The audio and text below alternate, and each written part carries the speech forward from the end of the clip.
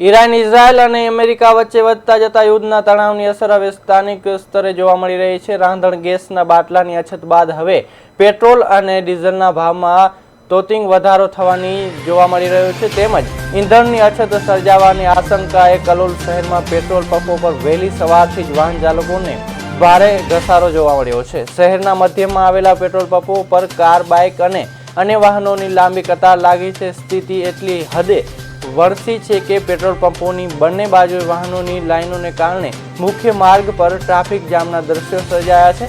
વાહન ચાલકોમાં ફફડાટ છે કે જો યુદ્ધ લાંબુ ચાલશે તો આગામી દિવસોમાં ઈંધણ મળવું મુશ્કેલ બનશે અથવા ભાવ આસમાને પહોંચશે। હાલમાં પોલીસ અને તંત્ર દ્વારા ટ્રાફિક હળવો કરવાનો પ્રયાસ હાથ ધરવામાં આવી રહ્યો છે, પરંતુ ગભરાટમાં રહેલા લોકો ટાંકી ફૂલ કરાવવા માટે કલાકો સુધી લાઇનોમાં ઊભા રહી રહ્યા છે।